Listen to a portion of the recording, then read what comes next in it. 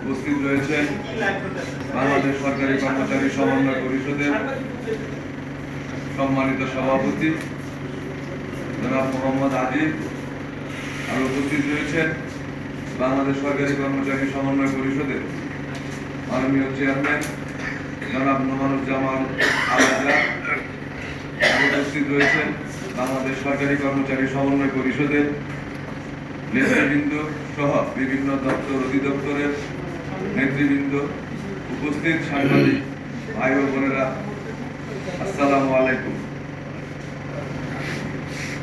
প্রিয় সাংবাদিক বন্ধু, দেশের বৃহত্তম গণকর্মচারী সংগঠন বাংলাদেশ সরকারি কর্মচারী সমন্বয় পরিষদের পক্ষ থেকে আন্তরিক শুভেচ্ছা ও অভিনন্দন গ্রহণ করুন।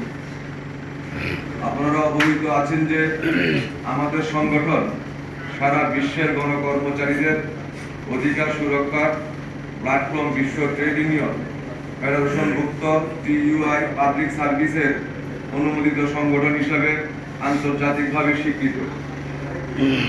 বাংলাদেশ সম্মিলিত জাতিপুঞ্জের সদস্য রাষ্ট্র হিসেবে ILO কনভেনশনে স্বাক্ষরকারী দেশ হলেও এদেশের গণকর্মচারীদের অধিকার আদায়ে ট্রেড ইউনিয়নের চর্চা থেকে গণকর্মচারীদের বঞ্চিত রেখেছে। এমত অবস্থায় গণকর্মচারীদের মৌলিক সমস্যাটি নিরসনের কোনো উদ্যোগ না নিয়ে সরকার নিত্য নতুন কালাকানুন জারি করে আসছে। সম্প্রতি সরকারি কর্মচারী চাকরি সংশোধন অধ্যাদেশ 2025 নামে একটি কালো আইন সরকার প্রণয়ন করেছে, যা কর্মচারীদের মনে গভীর ক্ষোভ ও হতাশার জন্ম দিয়েছে। এই অধ্যাদেশে গণকর্মচারীদের পেশাগত সুরক্ষা ও সমস্যা সমাধানের কোনো নির্দেশনা না রেখে স্বল্পতম সময়ের মধ্যে চাকরি থেকে অপসারণ সহ কঠোর শাস্তি বিধানের বিষয় উল্লেখ রয়েছে, যা কর্মচারীদের চাকরির প্রতি একটি মারাত্মক হুমকি। আমরা এই নিবর্তনমূলক অধ্যাদেশ অবিলম্বে বাতিলের জন্য সরকারের প্রতি জোর দাবি জানাচ্ছি। আজকের এই সংবাদ সম্মেলন থেকে বৈষম্য নিরসনে গণকর্মচারীদের 5 দফা দাবির প্রতি আপনাদের সদয় দৃষ্টি আকর্ষণ করছি। বৈষম্য নিরসনে 10 ধাপে বেতন নির্ধারণ সহ অবিলম্বে নবম বেতন কমিশন গঠন। 2 নম্বর, টাইম স্কেল, সিলেকশন গ্রেড পূর্বের ন্যায় শতভাগ পেনশন গ্র্যাচুইটির হার 500 টাকা নির্ধারণ। 3 নম্বর, সচিবালয়ের ন্যায় সকল দপ্তরে অভিন্ন নিয়োগ বিধি, সমকাজের সমবেতন ও পদবি পরিবর্তন। 4 নম্বর, 50% মহার্ঘ ভাতা, বার্ষিক ইনক্রিমেন্ট 20% নির্ধারণ, ন্যায্য মূল্যে রেশন প্রদান, আউটসোর্সিং নিয়োগ প্রথা বিলোপ।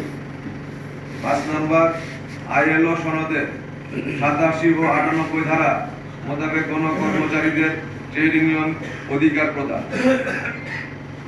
প্রিয় সাংবাদিক বন্ধুগণ, আমাদের সংগঠনের বরিষ্ঠ নেতৃত্বে অতীতে গণকর্মচারীদের অনেক দাবি আদায় হয়েছে, যেমন উৎসব ভাতা, শিক্ষা ভাতা, ধোলাই ভাতা, পদবি পরিবর্তন, বিগত সরকারের বিলম্বিত টাইম স্কেল, সিলেকশন গ্রেড, শতভাগ পেনশন প্রদান সহ গুরুত্বপূর্ণ অর্জনসমূহ বাংলাদেশ সরকারি কর্মচারী সমন্বয় পরিষদের বরিষ্ঠ নেতৃত্বে আদায় করা সম্ভব হয়েছে।